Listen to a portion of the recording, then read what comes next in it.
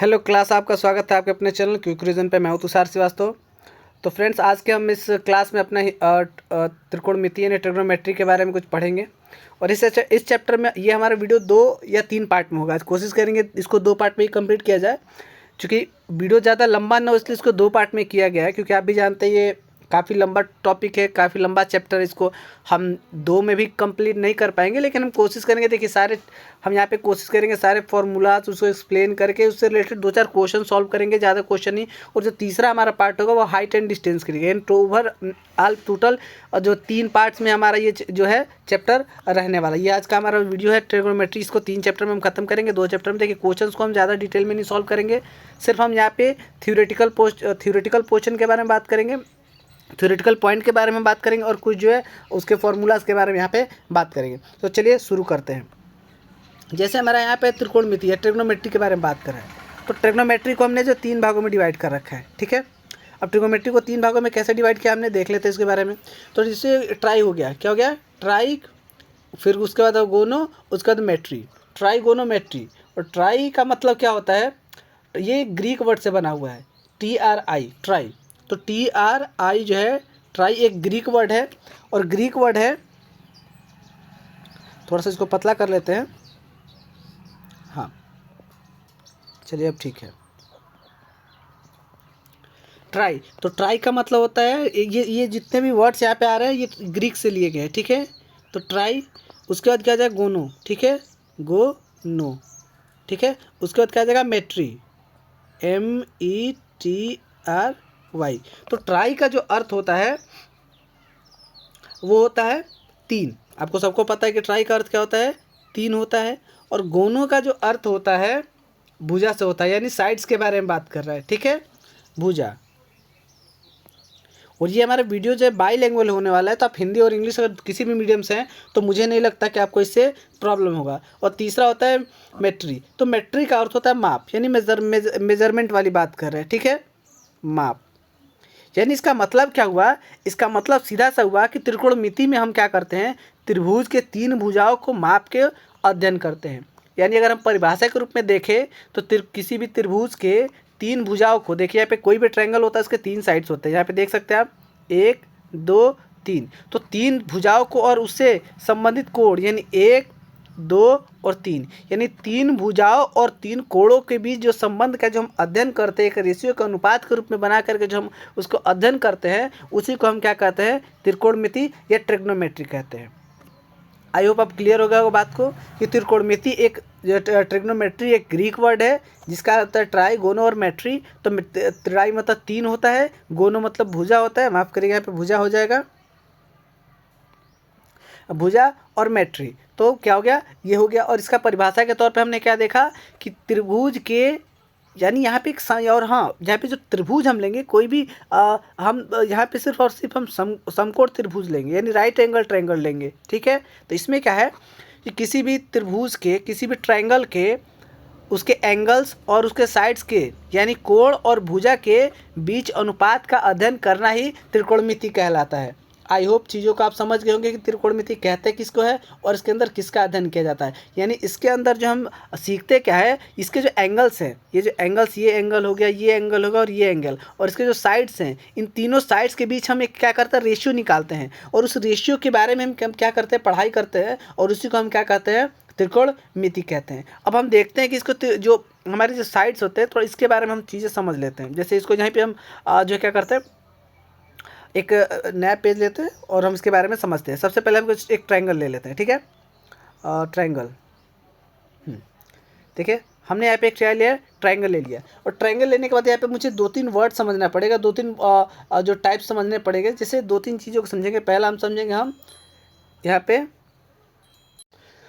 उसके लिए हमें यहाँ पे 2 वर्ड समझने पड़ेंगे। थोड़ा सा उन दोनों वर्ड्स को समझ लेते हैं ताकि हमको आगे की चीज़ें क्लियर हो जाएंगी। जैसे मुझे 2 वर्ड समझना है, पहले तो एक समझना है संलग्न, और दूसरा हमको समझना है सम्मुख समझना है। और ये संलग्न और सम्मुख जो भुजाएं क्या होती हैं, इसके बारे में हम थोड़ा सा समझ लेते हैं यहाँ पे, ठीक है।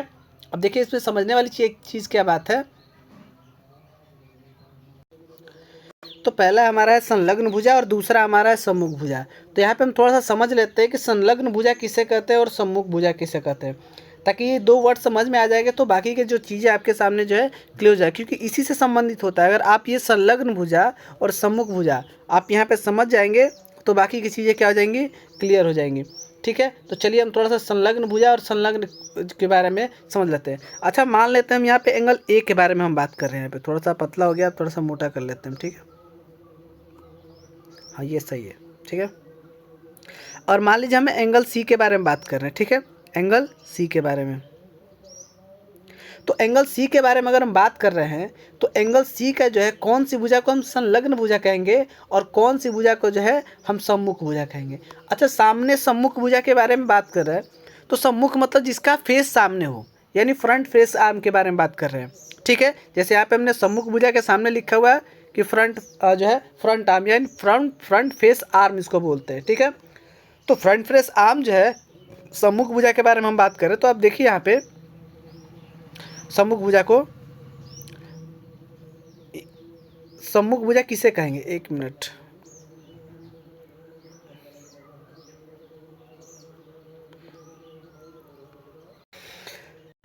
तो यहाँ पे एक सी के सामने यानी एंगल सी की अगर हम सम्मुख भुजा की बात करें तो सी के सामने जो भुजा ये है, तो अगर हम भुजा सी के सामने की बात करें तो सम्मुख को अगर हम बात कर रहे हैं तो यहाँ पे सम्मुख क्या हो जाएगा, हमारा सम्मुख भुजा क्या हो जाएगी, हमारी ये हो जाएगी, यानी हमारा फ्रंट आर्म जो है कौन सा हो जाएगा, यानी जो हमारी ए बी भुजा है, ए बी भुजा हमारा क्या हो जाएगा, कोण सी के जो है क्या हो जाएगा, सम्मुख यानी फ्रंट फेसिंग आर्म हो जाएगा। अगर हम इससे संलग्न की बात करें यानी अटैच्ड की बारे में बात करें, यानी जो इसे सटा हुआ है, अगर हम सटा हुआ के बारे में बात करेंगे तो अगर हम सटा हुआ होने के बारे में बात करें तो ये हमारा यानी भुजा BC जो है वो हमारा क्या है, अटैच्ड आर्म है। क्या है, ये हमारा अटैच्ड आर्म है। ठीक है, तो अगर इसी तरीके से आप समझिए, अगर हम कोई दूसरा एंगल मान लेते हैं, जैसे आप एग्जांपल के तौर पे आप कोई भी ले लीजिए, जैसे हम मान लेते हैं एंगल, यहाँ पे हम एंगल ए मान ले रहे हैं। ठीक है, अगर हम आपके यहाँ पे एंगल ए मान ले रहे हैं और आपसे आके कोई पूछे कि बताइए हमको कि जो है यहाँ पर अटैच्ड आर्म, सम्मुख कोण और जो है आप करिएगा सम्मुख भुजा और संलग्न भुजा कौन सा है, तो आप सीधी सीधी जानते हैं कि अभी मैंने बताया कि सम्मुख भुजा का मतलब होता है सामने भुजा, यानी जिसके फेस क्या हो, सामने हो, फ्रंट फेसिंग के बारे में बात कर रहा है। यानी एंगल ए के बारे में अगर हम बात करें तो एंगल ए के सामने कौन सी है, BC है। कौन सा भुजा है, BC। और एंगल ए के सामने भुजा BC है, इसका मतलब साफ साफ है कि यहाँ पे अगर हम हमारा संलग्न भुजा सॉरी सम्मुख भुजा कौन सा हो जाएगा, सम्मुख भुजा यानी फ्रंट फेसिंग कौन सा हो जाएगा हमारा, BC। क्या हो जाएगा, यानी हमारा एंगल ए का जो है क्या हो जाएगा, सम्मुख भुजा कौन सा हो जाएगा, BC। क्या हो जाएगा, BC। ठीक है, अगर हम बात कर रहे हैं इसकी संलग्न भुजा के बारे में बात कर रहे हैं तो इसका संलग्न भुजा कौन सा हो जाएगा, AB। क्या हो जाएगा, AB। चलिए यहाँ पे देखिए क्या हो जाएगा, AB। क्या हो गया हमारा, AB। यानी इसका मतलब क्लियर हो गया कि अगर हम यहाँ पे कह दें कि एंगल ए की अगर हम संलग्न भुजा के बारे में बात करें तो कौन सा हो जाएगा, भुजा AB। इसी तरीके से हम अगर इसका साइड चेंज कर दे और हम अगर आपसे पूछे कि यहाँ पे अगर एंगल B के बारे में बात करिए तो एंगल B के बारे में जब हम बात करेंगे तो एंगल B की सम्मुख भुजा कौन सी हो जाएगी, तो सम्मुख भुजा इसका मतलब क्या हो जाएगा, इसके सामने वाला फेसिंग यानी AC, यानी हमारा क्या हो जाएगा, AC जो है हमारा क्या, इसका संलग्न भुजा हो जाएगा। ठीक है, यानी एंगल B का जो है सम्मुख भुजा कौन सा हो जाएगा, AC हो जाएगा। ठीक है, और हम एंगल B का अगर हम बात करते हैं संलग्न भुजा, सम्मुख भुजा और संलग्न भुजा, तो संलग्न भुजा के बारे में बात करते हैं, ये जो हमारा क्या हो जाएगा, सम्मुख भुजा हमारा हो गया ये वाला। ठीक है, ये हो गया, और हम संलग्न भुजा यानी एंगल B का संलग्न कौन सा हो जाएगा, तो यही हो जाएगा। और इससे रिलेटेड क्वेश्चन ढेर सारे पूछते हैं आपके क्लास में। अगर आप अगर त्रिकोणमिति पढ़े हैं थोड़ा सा भी स्टार्टिंग में, तो आपका पहला क्वेश्चन इसी टाइप से एंगल से ही पूछता है कि इस एंगल की संलग्न भुजा ये है और उसकी बात करता है। ठीक है, तो यानी एंगल B की जो संलग्न भुजा हो जाएगी कौन सी हो जाएगी, AB। क्या हो जाएगी, A और B हो जाएगी। ठीक है, A और B हमारा क्या हो गया, इसका संलग्न भुजा हो गया। ठीक है, तो ये हमारी संलग्न भुजा संबंधित थी। तो आपको आई होप आप लोगों को समझ में आ गया होगा कि संलग्न भुजा किसे कहते हैं, सम्मुख भुजा किसे कहते हैं। सम्मुख भुजा यानी कुछ कोण के सामने के हम भुजा के बारे में बात करेंगे उसके सम्मुख भुजा कहेंगे, और उसके बगल वाले के बारे में क्या बात करेंगे उसको हम क्या कहेंगे, संलग्न भुजा कहेंगे। ठीक है, यानी उससे लगा हुआ, नाम से ही पता चल रहा है लगा हुआ है तो संलग्न हो गया, सामने फेस है, सामने मुँह है तो क्या हो गया, सम्मुख हो गया। और यहाँ पे थोड़ी सी और चीज़ें हम समझ लेते हैं। हमारा क्या है यहाँ पे हम थोड़ा सा कर्ण समझ लेते हैं कि कर्ण, आधार और लंब के बारे में थोड़ा समझ लेते हैं, क्योंकि ये भी एक क्या है, इसके बिना जो है हमारा जो है राइट एंगल ट्रायंगल जो है उसका कोई है नहीं चीज़ें, तो आप इसके बारे में थोड़ा सा देख लेते हैं। तो देखिए कह रहा है कर्ण, यानी कर्ण के बारे में थोड़ा समझ लेते हैं कि कर्ण क्या होता है। अगर आपसे कोई पूछे कि कर्ण क्या होता है, तो कर्ण हमारी क्या होती है कि त्रिभुज की, समकोण त्रिभुज की सबसे बड़ी भुजा जो होती है उसको क्या कहते हैं, हम कर्ण कहते हैं। ठीक है, हमसे कोई आके पूछे कि व्हाट इज हाइपोटेन्यूज, तो हमसे ये बताना पड़ेगा कि त्रिभुज की सबसे बड़ी भुजा, समकोण त्रिभुज की सबसे बड़ी भुजा को हम क्या कहते हैं, कर्ण कहते हैं। ठीक है, और क्या हो सकता है परिभाषा, 90 अंश के सामने, आपको पता है कि यहाँ पे हमेशा क्या राइट एंगल बनता है, और 90 अंश के सामने के भुजा को क्या कहते हैं, हम कर्ण कहते हैं। ठीक है, अब देखिए यहाँ पे बच गया हमारा लंब यानी परपेंडिकुलर, और यहाँ पे बच गया आधार यानी बेस हो गया। तो हम लंब और आधार के बारे में अगर हम बात करेंगे तो यहाँ पे क्या हो सकता है, तो देखिए लंब और आधार क्या है, जो नीचे साइड में है, जो उसका आधार बना रहा है, त्रिभुज का जो आधार है वो जो हमारा क्या हो जाएगा, आधार हो जाएगा, और जो उसके ऊपर 90 डिग्री का परपेंडिकुलर जो होता है वो हमारा क्या हो जाएगा, लंब हो जाएगा। तो देखिए कर्ण हमेशा फिक्स होता है, लेकिन हमारा लंब और आधार फिक्स नहीं होता है। और हम यहाँ पे बात करें तो यहाँ पे जो भुजा ए बी हमारा है, यहाँ पे आप देख सकते हैं, इसके बारे में बात करें तो इस ट्रायंगल में हमारा जो है, हमारा लंब ये भुजा काम कर दे रहा है, और ऊपर से ये जो भुजा हमारा किसका काम कर दे रहा है, आधार के काम कर रहा है। तो इसका मतलब कि ये पता चला कि हमारा लंब और आधार निश्चित नहीं होता है, फिक्स नहीं होता है, लेकिन हमारा कर्ण यानी हाइपोटेन्यूज जो होता है वो फिक्स होता है। क्योंकि हमने अभी बताया डेफिनेशन के कि त्रिभुज, समकोण त्रिभुज की सबसे बड़ी भुजा होती है उसे कर्ण कहते हैं, और 90 अंश के सामने वाली भुजा को भी हम क्या कहते हैं, कर्ण कहते हैं। आई होप आपको कर्ण, लंब और आधार समझ में आ गया होगा। तो चलिए हम थोड़ा सा आगे चलते हैं, और हमको ये पता चले कि यहाँ पे हम सारे यानी जितने भी हम रेशियो निकालेंगे, जैसे मैंने त्रिभुज का आपको डेफिनेशन में बताया था कि कोण और भुजाओं के जो अनुपात का अध्ययन करते हैं, तो उस कोण और भुजाओं के जो अनुपात के बारे में हम समझ लेते हैं यहाँ पे। जैसे कि हमको पता है यहाँ पे एक ट्रायंगल होगा हमारे पास, ट्रायंगल हो गया हमारे पास, और हम जिस भी कोण के बारे में बात करते हैं, डजंट मैटर कि हमारा कोण कौन सा है, हमारा एंगल कौन सा है। ठीक है, हमारा एंगल कौन सा है इसके बारे में हमको कोई वो ज़रूरत नहीं है, बस हमको इतना पता करना है कि कोण कौन सा है। अब देखिए हम बात करते हैं, अगर एंगल के बारे में बात करते हैं, तो अगर मान लो एंगल हम ए ले सकते हैं, इसको अगर हम ए नाम रख देते हैं, इसको हम बी नाम रख देते हैं, और इसका नाम हम सी रख देते हैं। तो इसी यहाँ पे लिखा हुआ है, मैंने कुछ मेंशन नहीं किया, आप यहाँ पे एंगल ए डाल सकते हैं, एंगल बी डाल सकते हैं, एंगल सी डाल सकते हैं, आप किसी भी कुछ भी एंगल डालिए, लेकिन हमेशा कंडीशन क्या होगा, यही फॉलो होगा। आप देख सकते हैं, जैसे आप यहाँ पे देखिए कर कोण की सम्मुख भुजा बटा में कर्ण, यानी अगर हम साइन, देखिए यहाँ पे मैंने पूरा नाम लिखा है, आपने सुना होगा साइन, टेन, कॉस, कॉट, सुना है ना, तो मैंने इसका पूरा नाम लिखा हुआ है। देखिए साइन का एस, साइन ये होता है, कोसाइन यहाँ पे होता है, टेंजेंट होता है, कोसेंट होता है, उसके बाद एस्केंट होता है, उसके बाद कॉन्टेंजेंट होता है। अब देखिए यहाँ पे सारा नाम मैंने लिख दिया है। अब आप यहाँ पे समझिए बातों को, साइन को ज्या कहते हैं, इसको स्पज्या कहते हैं, इसको जो है इसके हिंदी में भी नाम होता है, लेकिन आपको इतनी सारी डिटेल में नहीं पढ़ना है, आपको सिर्फ आपको नाम पता होना चाहिए। क्योंकि आपका नाम क्या है, साइन, कॉस, टेन, कॉस, जो है कॉट, सेक और कोसेक होता है, ये आपके मेन नाम होते हैं। ठीक है,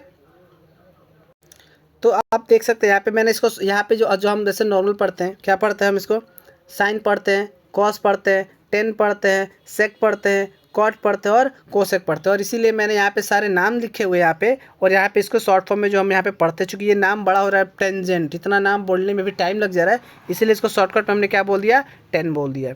ठीक है, यहाँ पे कोसाइन है, कोसाइन नहीं बोल के इसको हम क्या बोलते हैं, कॉस बोलते हैं, इसको क्या बोलते हैं, साइन बोलते हैं। तो ये हमारा जो रेशियो है, अब ये रेशियो यहाँ पे क्या लिखा है, थोड़ा सा हम इसके बारे में भी समझ लेते हैं, हम थोड़ा सा इसको थोड़ा सा मिटा देते हैं। ठीक है, तो यहाँ पे हमने देखा कि सारी चीज़ों को किस तरीके से क्या नाम से जानते हैं, हमने पूरा फुल फॉर्म बता दिया। आपको ये नाम जानने की बिल्कुल भी ज़रूरत नहीं है, आपको क्या जानना है, आपको सिर्फ इसका जो है मेन जो फॉर्मूलाज है और कंडीशन है, उस कंडीशन को आपको सिर्फ याद रखना है।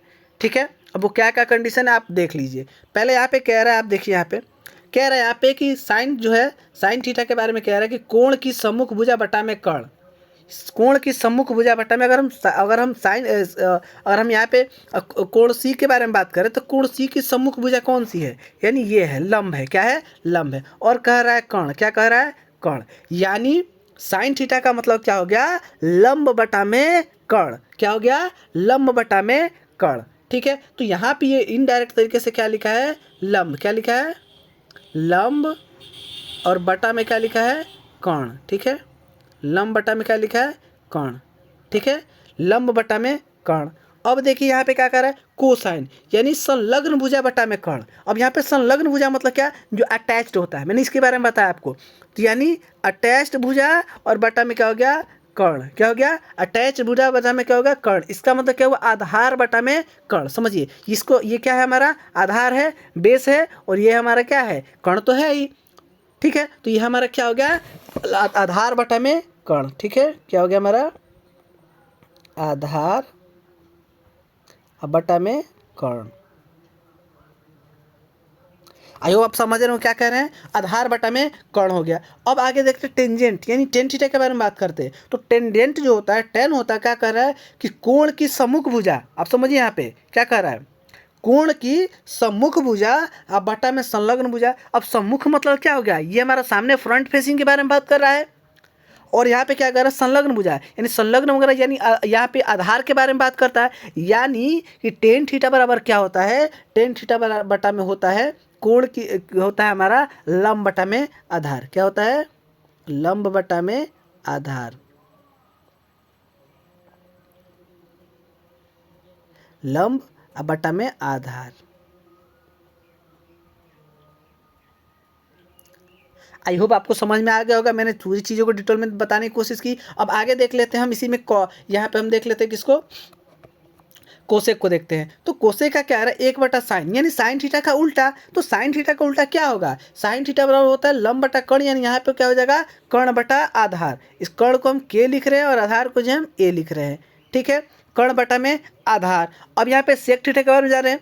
सेक थीटा बराबर क्या होता है, एक बटा में कॉस थीटा। अच्छा, उल्टा मतलब कई लोग कंफ्यूज हो जाते हैं। आप देखिए यहाँ पे हम लंब को एल से दिखा रहे हैं और कर्ण को जो हम के से दिखा रहे हैं, और बटा मतलब क्या हुआ, उल्टा। तो एक बटा में लंब बटा में कर्ण, तो कर्ण हमारा क्या चला जाएगा, ऊपर चला जाएगा, और इसीलिए हमारा क्या हो जाएगा, कर्ण बटा में लंब। अब आप लोगों को क्लियर होगा कि उल्टा क्या हो जा रहा है।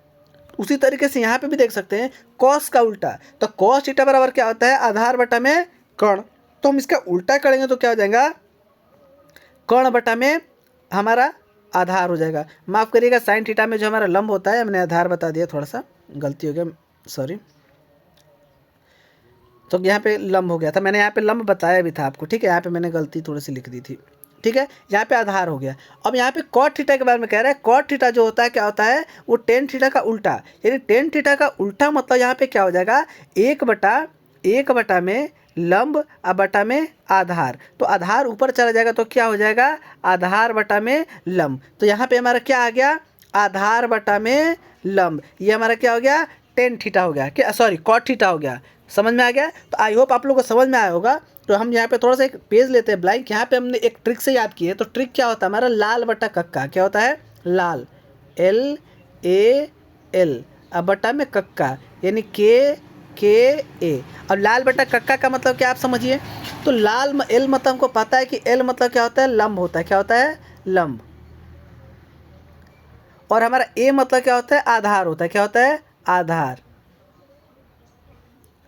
और हमारा जो है के क्या होता है, कर्ण होता है, हाइपोटेन्यूज। ठीक है, क्या होता है, कर्ण होता है, यानी हाइपोटेन्यूज होता है हमारा। ठीक है। अब यहाँ से लाल बटा कक्का यानी हमारा जो पहला है, हम इसको थोड़ा सा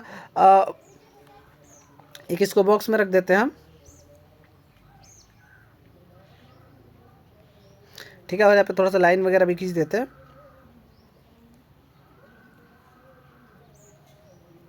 इसको यहाँ पे डिवाइड नहीं हो पा रहा है, इसको छोड़ देते हैं। चलिए, तो लाल बटा कक्का का मतलब क्या हो गया, इसका मतलब ये हमारा साइन हो गया। क्या हो गया, ये साइन थीटा हो गया, ये हमारा कॉस थीटा हो गया, और ये हमारा क्या हो गया, टेन थीटा हो गया। तो साइन थीटा मतलब क्या हो गया, लंब बटा में कोण। कॉस थीटा वाला क्या हो गया, आधार बटा में कोण। और टेन थीटा वाला क्या हो गया हमारा, लंब बटा आधार। ठीक है, तो ये हमारा हो गया। और इसी का जब उल्टा कर देंगे, तो इसी का उल्टा यानी हम जब नीचे से पढ़ना शुरू करेंगे तो हमारा क्या हो जाएगा, हमारा हो जाएगा कर्ण बटा में लंब, कर्ण बटा में आधार, आधार बटा में लंब। और इस तरीके से हमारा क्या होगा, इसी से उल्टा हो जाएगा। तो आप लाल बटा कक्का के द्वारा आप क्या कर सकते हैं, चीज़ों को याद कर सकते हैं। ठीक है, तो आई होप चीज़ें क्लियर हो गई होगी। अभी तक हमने अभी तक क्या देखा, हमने देखा कि साइन थीटा बराबर क्या होता है, लंब बटा कर्ण। किस तरीके से होता है, कोण की सम्मुख भुजा बटा में कर्ण। हमने आपको यहाँ पे आपको एक एक चीज़ यानी यहाँ पे संलग्न भुजा, जो संलग्न भुजा हो गया या जो है सम्मुख भुजा के बारे में मैंने आपको बताया, उसी के थ्रू मैंने यहाँ पे चीज़ों को समझाने की कोशिश की। और हम आगे बढ़े तो हमने देखा लाल बट्टा कक्का के थ्रू हम जो है साइन थीटा का हमारा लंब बटा कर्ण हो जा रहा था, कॉस थीटा का आधार बटा में कर्ण हो जा रहा था, टेन थीटा का लंब बटा में आधार हो रहा था। और चूंकि हमने अभी देखा कि हमारे सारे क्या क्या होता है उसके उल्टे हो जाते हैं, और मैंने इसीलिए हमने सारे का उल्टा कर दिया। और उल्टा करने के बाद हमें कॉस थीटा और जो है हमारा सेक थीटा और हमारा जो है कॉट थीटा हमको मिल गया और प्राप्त हो गया। ठीक है, आगे देखते हैं। आगे हम कुछ इससे संबंधित कुछ इंपॉर्टेंट फार्मूला देख लेते हैं। अब फार्मूला यहाँ पे जो कि चीज़ मैंने आपको वहाँ पे बताया था, तो इंग्लिश मीडियम वाले लोगों के लिए भी मैंने इसलिए लाया कि यहाँ पे कह रहा है परपेंडिकुलर बटा हाइपोटेन्यूज, यानी लंब बटा में कर्ण के बारे में बात कर रहा है। कर्ण लंब बटा में क्या हो गया, कर्ण हो गया। फिर कह रहा है कॉस ए बराबर क्या होता है, बेस बटा में आधा हाइपोटेन्यूज, मतलब क्या हो गया, आधार। तो आधार अब बटा में कर्ण के बारे में बात कर रहा है। ठीक है, अब आगे देखते हैं। आगे कह रहा है कि टेन ए बराबर क्या होता है, परपेंडिकुलर बटा में बेस, यानी लंब बटा में आधार। क्या कर रहा है, लंब बटा में आधार। ठीक है, आगे कह रहा है कि बेस बटा में परपेंडिकुलर, मतलब क्या हो गया, आधार बटा में लंब। ठीक है, आधार और बटा में लंब। ठीक है, आगे देख लेते हैं। कोसेक, कोसेक के बारे में कह रहा था। कोसेक बराबर क्या होता है, हाइपोटेन्यूज बटा में परपेंडिकुलर, यानी कर्ण बटा में लंब, कर्ण बटा में लंब। और सबसे लास्ट वाला क्या कर रहा है, सेक थीटा बराबर हाइपोटेन्यूज बटा में बेस, यानी कर्ण बटा में आधार। और अभी हमने याद किया, इसको कैसे याद किया था हमने, लाल बटा कक्का से, LAL बटा में के और ए, और लाल बटा कक्का से हमने क्या किया, अभी इसको याद किया, साइन कॉस्ट और टेन से याद कर लिया। ठीक है, आगे देख लेते हैं। यहाँ पे तो कुछ इंपॉर्टेंट आइडेंटिकल रिलेशन है, उसके बारे में थोड़ा सा समझ लेते हैं हम चीज़ों को। ठीक है, तो यहाँ पे क्या कह रहा है कि टेन थीटा बराबर क्या होता है, साइन थीटा बटा में कोस थीटा। अब ये कैसे आया, हम इसको सारे को एक्सप्लेन कर सकते हैं, लेकिन मुझे इस वीडियो में अगर हम करने लगेंगे एक्सप्लेनेशन हर एक चीज़ों के, तो काफ़ी वीडियो लंबा हो जाएगा, और चीज़ों को हम ज़्यादा शॉर्ट करना चाहते हैं। अगर आपको एक्सप्लेन करके चाहिए तो आप हमें कमेंट करिएगा, हम आपको एक्सप्लेन करके एक एक टॉपिक पर एक एक फार्मूला को अलग अलग से एक्सप्लेन करके उसके लिए आपको वीडियो बना देंगे, और उसके लिए अलग से प्लेलिस्ट भी बना देंगे। ठीक है,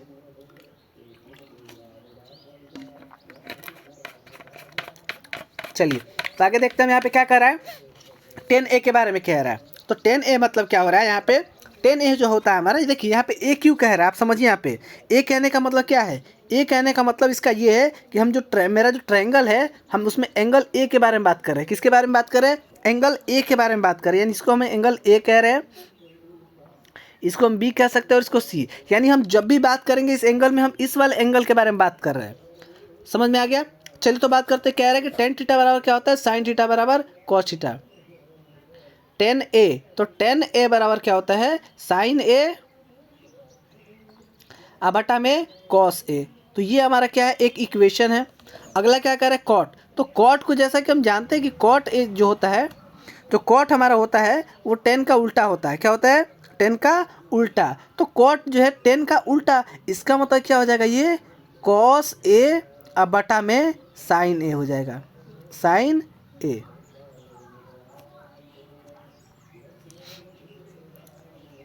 साइन A हो जाएगा। ठीक है, अब यहाँ पे कह रहा है सेक के बारे में, कोसेक के बारे में। तो कोसेक बराबर क्या होता है, हमने बस देखा पहले ही, ये चीज़ हमने पहले ही देख लिया है कि कोसेक जो है, कोसेक A जो होता है वो क्या होता है, कोसेक A जो होता है उसको बोलते हैं 1 बटा में साइन A। क्या बोलते हैं, 1 बटा में साइन A। और उसी तरीके से हमारा जो सेक है, तो सेक जो है, सेक A बराबर भी क्या होता है हमारा, सेक A बराबर होता है हमारा 1 बटा में कॉस A। क्या होता है, कॉस A। और एक और हम देख लेते हैं, एक और हमारा, थोड़ा इसको छोटा सा कर लेते हैं हम। तो एक हमारा होता है कॉट। क्या होता है, कॉट। तो कॉट A बराबर हमारा होता है 1 बटा में 10A। क्या होता है, 1 बटा में 10A। तो यहाँ पे देख लिए हमने, कॉट A भी हो गया। ठीक है, अब हम इसमें आगे देखते हैं कि आगे क्या कह रहा है। अगला हमारा जो है स्लाइड कह रहा है यहाँ पे एक कोऑर्डिनेट के बारे में बात कर रहा है, यानी निर्देशांक के बारे में बात कर रहा है। तो यहाँ पे पहले थोड़ा सा कोऑर्डिनेट के बारे में हम समझ लेते हैं, थोड़ा सा कोऑर्डिनेट जरूरी है समझना। तो इसको थोड़ा सा एक नया स्लाइड ले लेते हैं हम। तो स्लाइड में हम देखते हैं इसको यहाँ पे एक कोऑर्डिनेट बनाते हैं, ठीक है। चलिए अब यहाँ पे हमारा ये क्या है, निर्देशांक है। इसके बारे में आप सबको पता है कि ये क्या है, निर्देशांक है। इसमें क्या हो, इसको कहते हैं प्रथम चतुर्थांश कहते हैं, इसको द्वितीय चतुर्थांश कहते हैं, इसको तृतीय चतुर्थांश कहते हैं, और इसको जो है चतुर्थ चतुर्थांश कहते हैं। इसके बारे में हम कभी बात में समझेंगे, बात बस आप इतना समझ लीजिए कि ये हमारा क्या होता है। और यहाँ पे ये पता है, इसको हम एक्स एक्सिस बोलते हैं और इसको जो हम वाई एक्सिस बोलते हैं, ठीक है। अब इसमें चीज़ें क्या है कि थोड़ा सा त्रिकोणमिति से इसमें कुछ संबंधित होता है, यानी ये जो हमारा जो है 90 डिग्री होता है, ये 180 होता है, और ये जो है 270 डिग्री होता है, और यहाँ पे वापस आकर इसके ऊपर 0 और इसके नीचे जो है 360 डिग्री होता है, ठीक है। अब यहाँ पे समझिए, तो यहाँ पे इसके कुछ इक्वेशंस होते हैं, थोड़ा सा इस इक्वेशन को हम समझ लेते हैं, ठीक है। अब इक्वेशन क्या है हमारे, इसके बारे में हम समझ लेते हैं थोड़ा सा इसको बाहर साइड में कर देते इसको।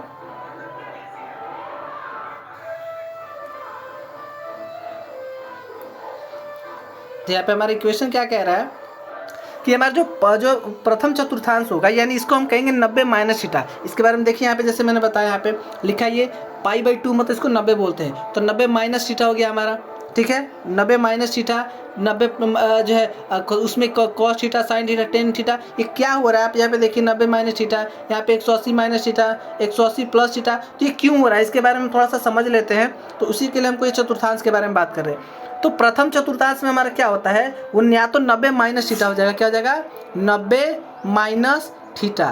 तो 90 माइनस थीटा जब भी आएगा हमारा, जब भी हम देखेंगे कोई भी एंगल के बारे में बात करेगा, तो 90 माइनस थीटा जब भी रहेगा, या 360 प्लस थीटा क्या रहेगा, इसको कलर चेंज कर रहे हैं, या 360 प्लस थीटा क्या हो जाएगा 360 प्लस थीटा। यानी दो एंगल के बारे में बात करें, एक 90 और एक 360 बात कर रहे हैं। तो जब इस तरीके से रहेगा तो यहाँ पे ऑल पॉजिटिव क्या रखेगा, ऑल पॉजिटिव क्या होगा, ऑल पॉजिटिव होगा हमारा,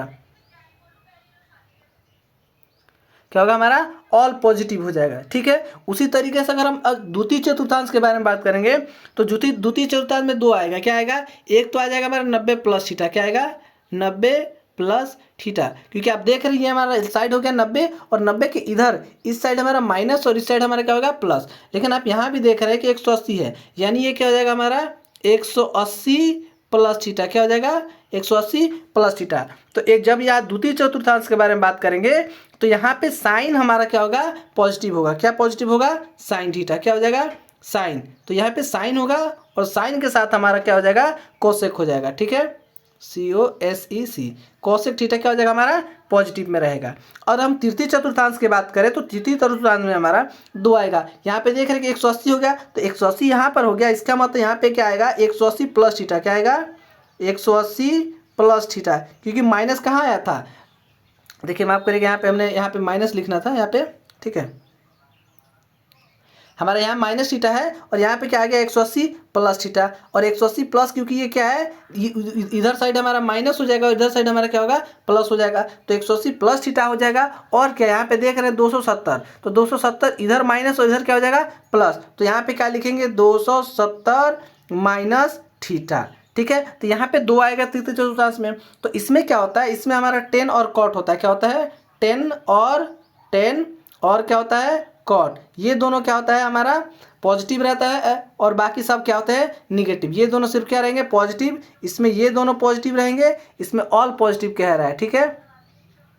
और जब चतुर्थ चतुर्थांश में जाएंगे, तो चतुर्थ चतुर्थांश में क्या क्या आएगा, यहाँ पे 270 प्लस क्या हो जाएगा 270 प्लस थीटा हो जाएगा।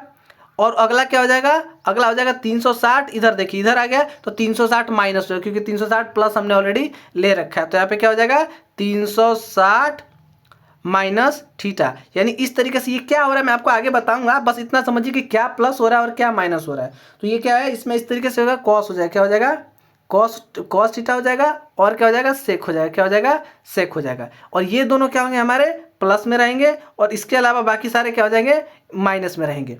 यानी कहने का मतलब यहाँ पे साइन थीटा हमारा क्या कह रहा है कि साइन थीटा हमारा क्या रहेगा प्लस रहेगा। इसका मतलब क्या है अब ये बता देते हैं आपको। देखिए जैसे हमें अभी बताया हमने कि जो हमारे यहाँ 90 माइनस थीटा है, क्या है हमारा 90 माइनस थीटा, ठीक है। अब 90 माइनस थीटा है तो साइन 90 माइनस थीटा, इसका मतलब क्या हो जाएगा, देखिए हमारा क्या कॉस थीटा बदल जाएगा, क्या हो जाएगा, बदल जाएगा। यानी कि हमने बोला प्रथम चतुर्थांश में साइन थीटा प्लस रहेगा, तो हमने क्या कर दिया साइन थीटा, और क्या हो गया हमारा कॉस थीटा, और हमारा क्या हो जाएगा टेन थीटा, उसके बाद हमारा क्या हो जाएगा कॉट थीटा, कॉट थीटा के बाद क्या हो जाएगा हमारा सेक थीटा, और हमारा क्या हो जाएगा कोसेक थीटा, ठीक है, कोसेक थीटा। तो इसमें हमने बोला ये और ये दोनों क्या रहेंगे, प्लस रहेगा, इसके अलावा दोनों क्या हो जाएंगे, सारे बात जितने भी हो क्या रहेंगे, माइनस रहेंगे। और इसी के अलावा अगर हम दूसरा देखते हैं, ये क्या हो गया हमारा 90 के बाद, ये फर्स्ट चतुर्थांश में हो गया, यहाँ पे लिख देते हैं फर्स्ट चतुर्थांश, ठीक है। और यहाँ पे लिख रहे हैं द्वितीय चतुर्थांश, और यहाँ पे लिख रहे हैं हम तृतीय चतुर्थांश, और यहाँ पे लिख रहे हैं हम चतुर्थ चतुर्थांश, ठीक है। अब देखिए इसके बारे में देखिए, तो यहाँ पे हम देख रहे हैं, तो मैंने पहला देखा कि क्या हो गया, दूसरा में हम देखते हैं, तो दूसरा चतुर्थांश में हमारा क्या होगा, जो है सॉरी पहले चतुर्थांश में तो सारे प्लस होंगे ना, हाँ पहले चतुर्थांश में सारे प्लस होंगे, दूसरे चतुर्थांश में क्या होगा साइन और कॉस, यानी ये प्लस होगा, ये प्लस होगा, और ये क्या होगा ये, उसके अलावा बाकी सारे क्या होंगे माइनस हो गए, ठीक है।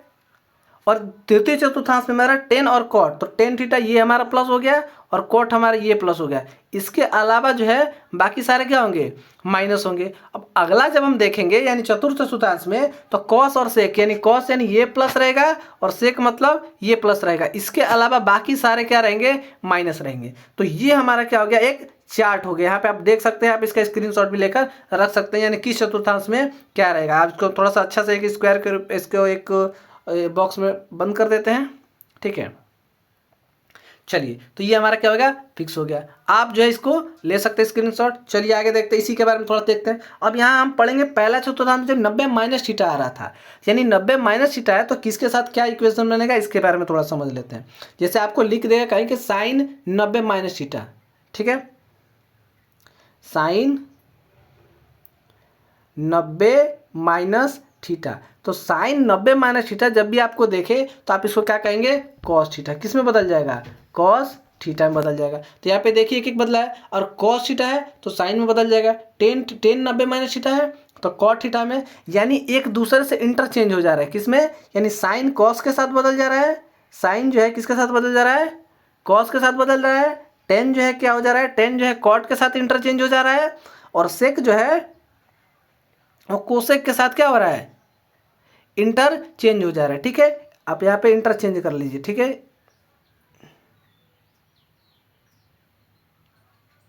ये क्या हो जा रहा है इंटरचेंज हो जा रहा है, ठीक है।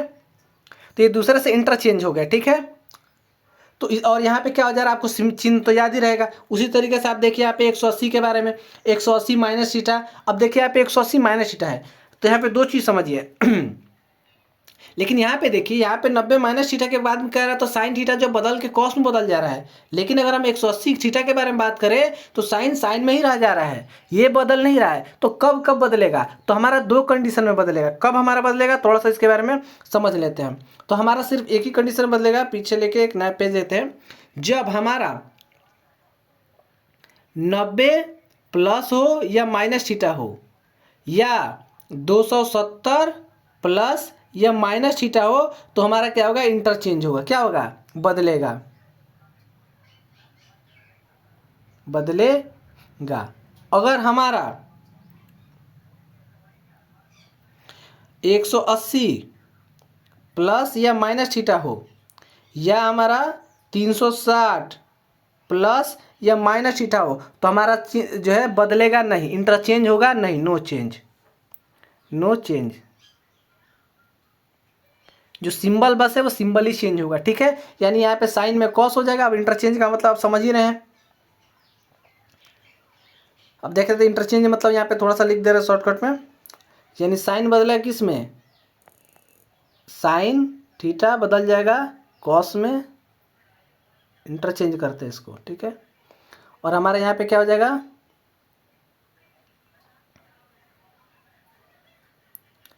टेन थीटा हमारा बदलेगा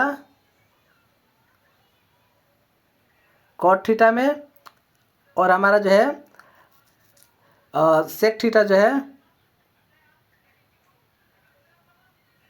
वो इंटरचेंज हो जाएगा हमारा कोसेक थीटा में, कोसेक थीटा में बदल जाएगा। तो ये हमारी चीज़ें क्या थी, इंटरचेंज वाली चीज़ें थी। इसमें कोई चेंज नहीं, इसमें साइन साइन ही में, और साइन थीटा हमारा किस में रहेगा, साइन थीटा में ही रहेगा। और कॉस थीटा हमारा अगर है तो कॉस थीटा हमारा किस में रहेगा, कॉस थीटा में ही रहेगा। ठीक है, चलिए, तो ये हमारा चीज़ें थी यहाँ पे इतनी। हमने यहाँ पे एक एक को समझ लिया कि देखिए यहाँ पे चिन्ह वाले जो भी चिन्ह थे हमने समझ लिए एक एक चीज़ को। ठीक है, चलिए आगे देखते हैं। यहाँ पे देखिए 180 प्लस थीटा, यहाँ पे हमने देखा था 180 माइनस थीटा, तो यहाँ पे देख रहे हैं चिन्ह बदल रहा है। यहाँ पे देखिए एक बात जैसे बताया था मैंने 90 प्लस थीटा, देखिए यहाँ पे देखिए, इसको थोड़ा सा एक बार इरेज कर ले रहे हैं। ठीक है,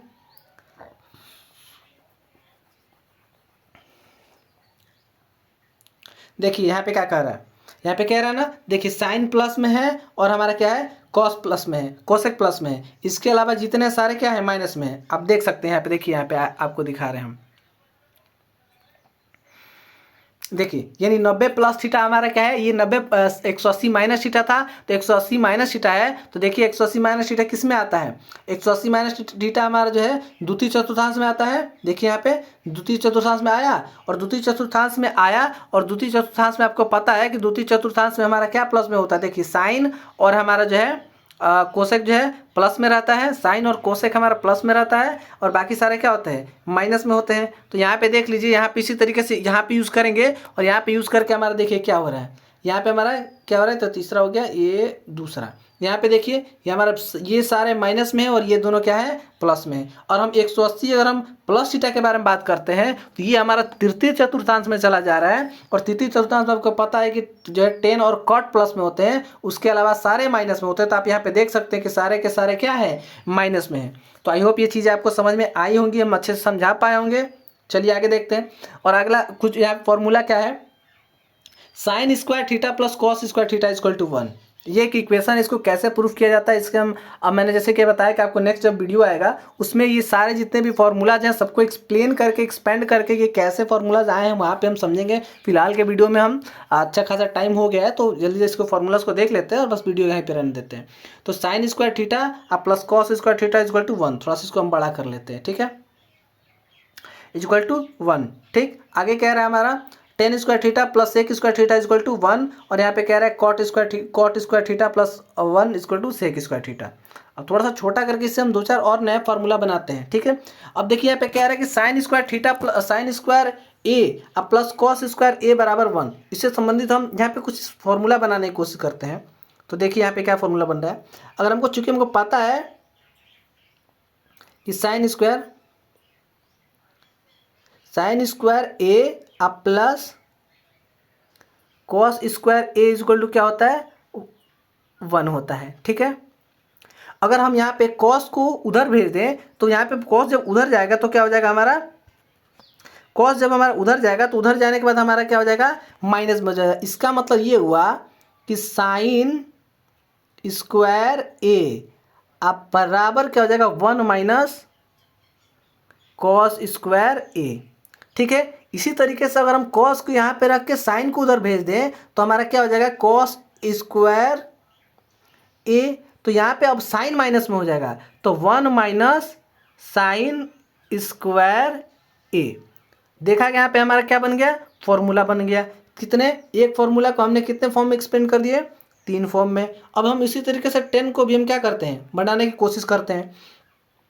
तो अब की बारी हम क्या करते हैं, 1 को उधर भेजते हैं। क्या भेजेंगे, 1 को उधर भेजेंगे। तो 1 को जब उधर भेजेंगे तो हम क्या हो जाएगा हमारा 10 स्क्वायर ए, क्या हो जाएगा 10 स्क्वायर ए इक्वल टू क्या हो जाएगा। अब देखिए सेक 1 उधर माइनस जाएगा तो 1 माइनस में हो जाएगा, सेक प्लस में ही रहेगा तो क्या हो जाएगा सेक स्क्वायर ए माइनस 1। ठीक है, और अगला देखते हैं, अगला क्या कह रहा है। अगर हम क्या करते हैं कि हम 1 को यहीं रखते हैं और सेक को इधर लेके आते हैं, यानी 1 को 10 थीटा को उधर भेज देते हैं। तो 10 थीटा को उधर भेजेंगे तो क्या हो जाएगा, सेक स्क्वायर थीटा क्या हो जाएगा, सेक स्क्वायर ए। अब देखिए 10 इधर प्लस में उधर जाएगा तो क्या हो जाएगा माइनस, तो sec square A minus 10 square A equal to क्या हो जाएगा 1, क्या हो जाएगा 1 हो जाएगा। तो देखिए यहाँ पे भी मैंने 3 फार्मूला बना दिए।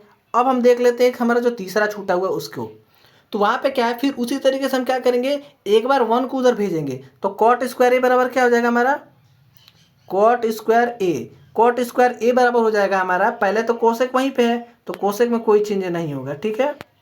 तो कोसेक स्क्वायर ए माइनस 1, और उसी तरीके से हम क्या भेजेंगे, फिर 1 को यहीं रख के कॉट को उधर भेजते हैं, तो कॉट को उधर भेजेंगे तो कोसेक तो प्लस में है ही, तो क्या हो जाएगा हमारा कोसेक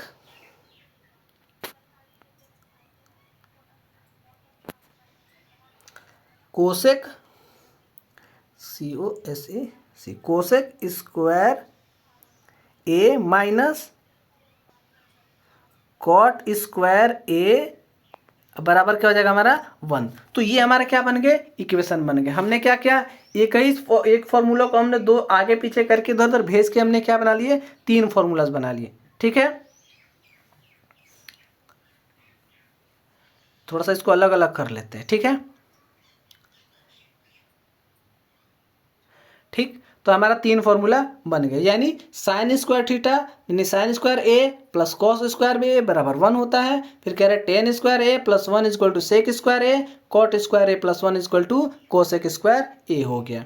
चलिए और देखते हैं यहाँ पे आज का लास्ट हमारा कह रहा है कि साइन स्क्वायर ए बराबर क्या होता है, तो साइन स्क्वायर ए बराबर होता है टू साइन ए और इंटू कॉस ए, और दूसरा क्या होता है 2 tan a बटा में यहाँ पे क्या हो जाएगा 2 tan a अब बटा में 1 प्लस